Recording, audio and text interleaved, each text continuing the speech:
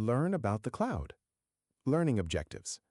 After completing this unit, you'll be able to describe cloud computing, explain the benefits of cloud computing, list cloud services, describe where cloud resources are hosted, describe types of cloud computing models. Note, this module was produced in collaboration with Fortinet. Learn more about partner content on Trailhead. What is cloud computing? Before the cloud, companies purchased their own computer systems to run their business. But it became clear that while all an organization's computer systems were running, there were only a few of these systems that were completely busy at any given moment. As a result, a new way of using server hardware was developed called virtualization. Virtualization enables a single server to run the operating systems and applications from multiple servers simultaneously. This process consolidates workloads onto fewer servers, increasing their utilization and saving money. Cloud computing helps companies achieve agility, durability, and global scalability of their technology resources. Entrepreneurs built enormous data centers filled with generalized computer hardware and rented out portions of this infrastructure to their customers to run their virtualized applications there, instead of on their own hardware. With that development, the cloud was born. The cloud is a collection of virtualized, software-defined information technology, IT functions, that have been abstracted from the hardware. Think of your computer's hard drive, which is where you store your photos, documents, and music. Your hard drive is like your own personal storage warehouse. Now picture a giant warehouse filled with hard drives. This is basically a physical data center. The cloud is like renting a hard drive in that warehouse instead of using your own hard drive to store photos, documents, and music. And not only can you store things, but you can also run programs from that warehouse versus running programs from your own computer. The hard drives and other computing resources like RAM are all taken care of by the owner of the warehouse. Why cloud computing? Why does someone use shared public transportation versus driving a private car? The benefit is that you don't have to do it yourself. The time you spend driving yourself can be spent doing something else, thereby providing the potential to improve your productivity. Just like public transportation, there are some common benefits that cloud computing provides.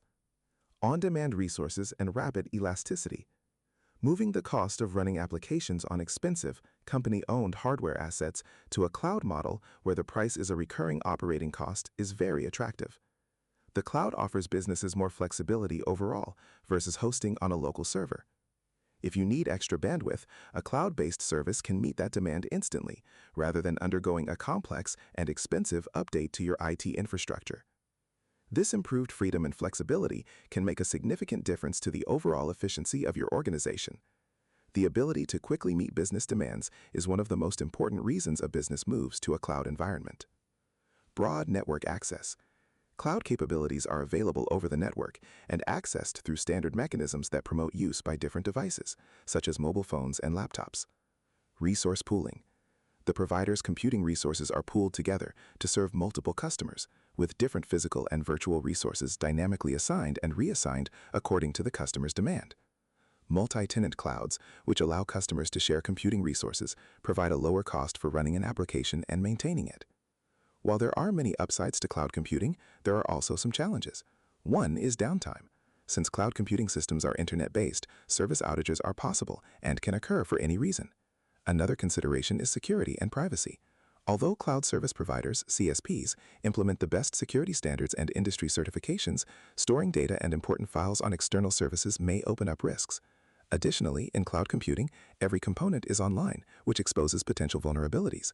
Because of this, even the best teams can experience security breaches from time to time. This is why it's key to make security a core aspect of all IT operations. Part of your job as a cloud security engineer is to help minimize these risks. Cloud services. Cloud computing is the storing and accessing of data and programs over the internet as an alternative to the local computer's or server's hard drive. CSPs offer services like compute, storage, databases, and migration, among others. Let's take a closer look at each of these. Compute. using serverless resources to support workloads and provide bandwidth that can be easily scaled, allowing you to build, deploy, and manage applications efficiently. Storage. Storing data online so that it can be accessed from multiple distributed and connected resources, allowing easy accessibility, increased reliability, and quick deployment of applications. Databases. Software development is moving to the cloud, and databases are no exception. Performing transactions, searching, analyzing, indexing, querying, reading, and writing data are just some of the things you can do with databases in the cloud. Migration. Moving applications and data from on-premise hosting to the cloud, including providing backup and restoration services. Software-defined networking. Using a network architecture approach that enables the network to be intelligently and centrally controlled using software applications. This provides admins the ability to dynamically adjust network-wide traffic flow to meet changing needs. Public Key Infrastructure, PKI. Making use of a set of roles, policies, hardware, software, and procedures needed to create, manage, distribute, use, store, and revoke digital certificates and manage public key encryption. Key Management Service, KMS. Employing a service that makes it easy for you to create and manage cryptographic keys and control their use across a wide range of services in your applications. Secrets Management. Operating tools for managing digital authentication credentials, secrets, including passwords, keys, and tokens for use in applications, services, privileged accounts, and other sensitive parts of the IT ecosystem. Where cloud resources are hosted. If your organization is like the majority of modern enterprises out there, you're probably using a combination of private and public cloud computing. Let's take a closer look at where cloud resources are hosted.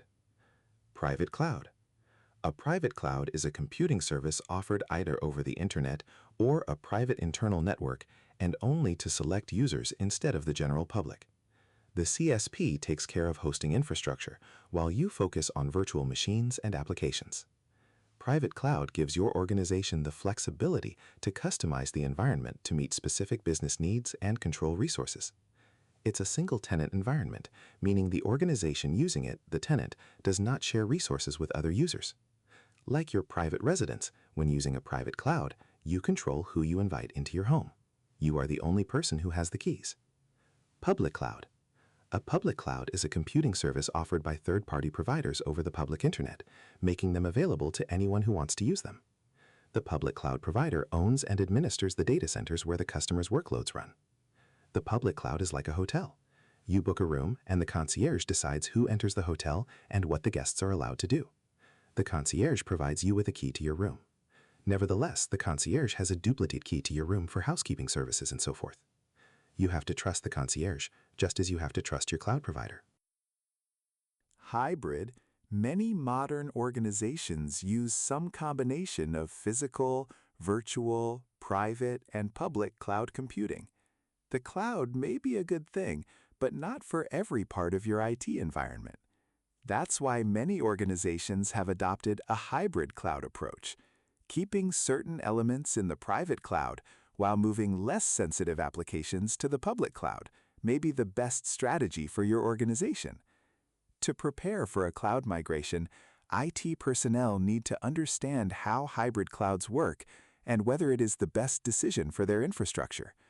A heterogeneous approach like this can significantly improve the affordability and efficiency of your IT resource use, but it also complicates your cybersecurity posture if your toolset can't keep up. Multi-cloud. While hybrid involves having some resources in the cloud and some maintained in physical systems, multi-cloud involves using different CSPs for different situations. Like a hybrid environment, this can present some challenges to security due to lack of visibility across hosts and services, possibly making it easier for hackers to find exploitable vulnerabilities.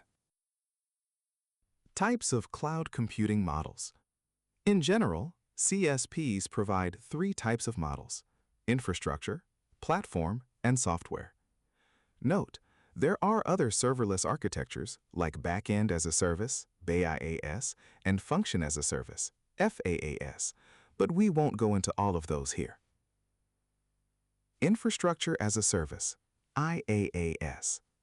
IaaS lets customers run virtualized applications on a rented infrastructure instead of their own hardware. An example is virtual machines, which use software instead of a physical computer to allow you to operate multiple operating systems at the same time. Platform as a Service, PaaS. Sitting between IaaS and Software as a Service, SaaS, in terms of functionality and responsibility, is PaaS. This includes services where the cloud provider manages much more of the underlying infrastructure, such as operating system patching, and abstracts away a lot of the work for users, who in this case acquire a stable environment to run containers. PaaS is becoming increasingly prevalent. Software as a Service, SaaS.